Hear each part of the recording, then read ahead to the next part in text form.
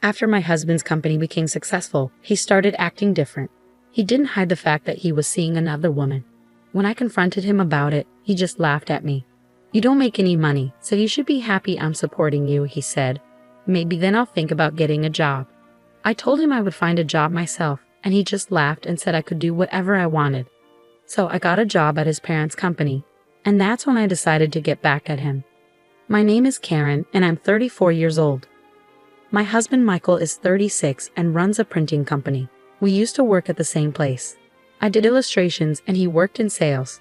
We fell in love and got married when I was 26. Later, he left his job and we talked about starting our own company together. I wasn't sure what to do, so I talked to our business partner, Bob. We'd worked with Bob before, back at our old job.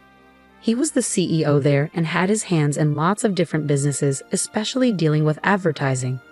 Bob liked my illustrations and was keen to support us.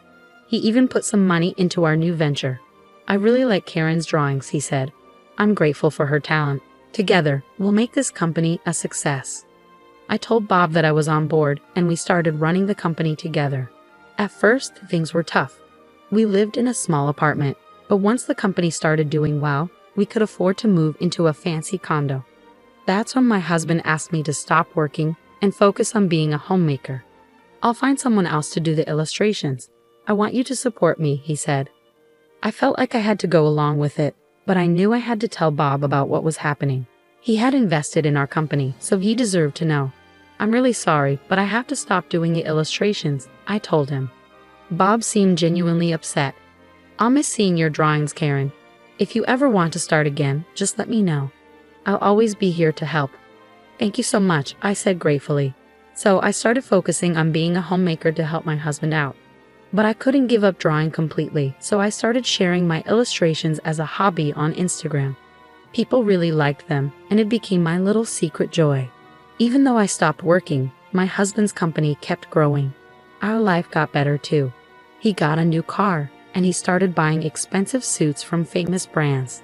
I didn't really get why he needed all that, but I guess it's important to look good when you're the boss. No matter how busy he got, my husband always made time for dinner at home. It was something we promised each other. Even when things got hectic, he insisted on having that time just for us. We'd sit down, have dinner, and he'd tell me about the future plans for the company. I was happy just to be there for him and support his dreams. I thought it would always be like that. The company kept doing well, but I started noticing a change in my husband. He stopped talking to me about the company during dinner. "How's work going?" I'd ask. "Fine," he'd say, not really interested. I kept asking him about work, wanting to know more, but he snapped at me, saying I wouldn't understand because I'm always at home. It hurt to hear him talk to me like that. I tried to tell myself he was just tired and stressed. That night, he finished his meal quietly and went straight to bed. This went on for a while, and then he started eating dinner out. He'd make excuses about socializing or work events, but he used to always eat at home. Even then, I'd wait for him, delaying my own dinner. But now, he'd just leave without a word. And recently, he wouldn't even bother sending an excuse. When I brought it up, he'd just yell at me. It felt like he was a different person. I started to feel like nothing more than a servant to him, and it made me really upset. When we started the company, we went through tough times together. But now, I felt like I was beneath even his employees. I didn't do housework because I liked it. I did it because I wanted to help him achieve his dreams. But he didn't seem grateful for any of it anymore. While my husband was away, I found solace in my illustrations. It was the only thing that helped me relax. As I kept drawing, more people started following me, leaving kind comments. Even Bob's name popped up among them. He offered to work together again, and just the thought of it made me feel hopeful. Without that hope, I don't know if I could have kept going. As we stopped having dinner together, a gap started growing between my husband and me. Eventually, I started suspecting there was another woman in his life. I smelled a different perfume on his jacket, one he'd never use. When I asked him about it, he just brushed it off, smirking like being caught wouldn't matter. For the first time, my sadness turned into anger. I was tired of being mocked and left alone at home, unable to do anything but chores.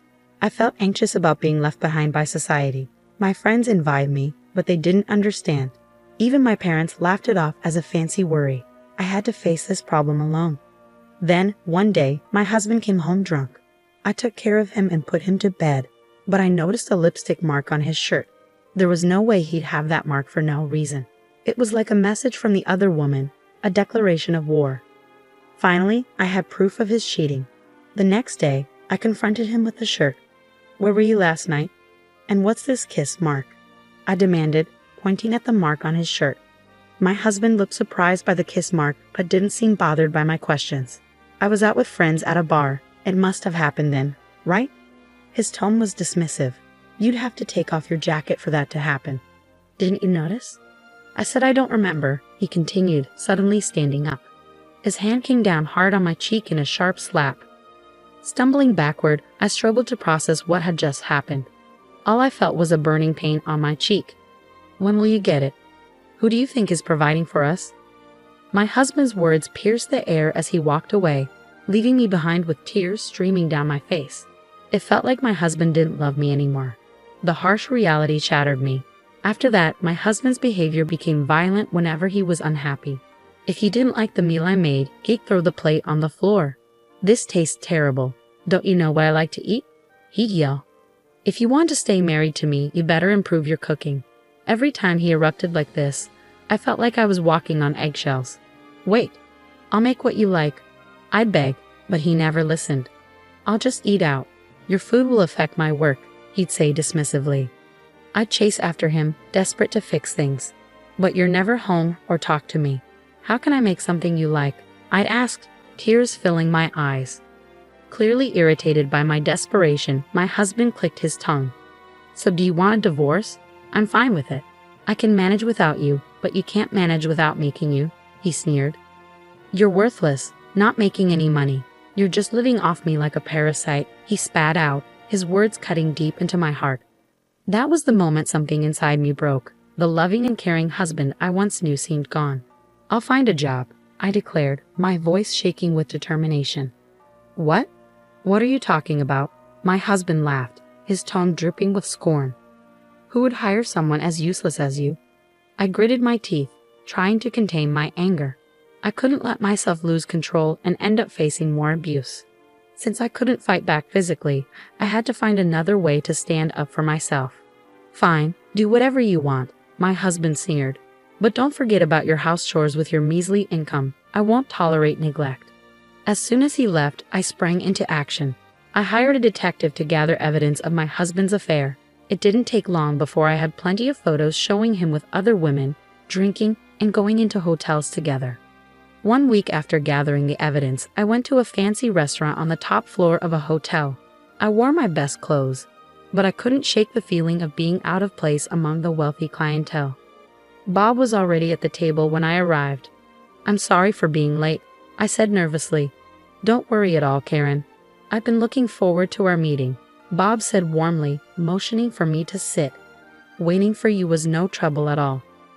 Bob had been a big help when my husband and I started our own business. Now, he was the president of my husband's parent company.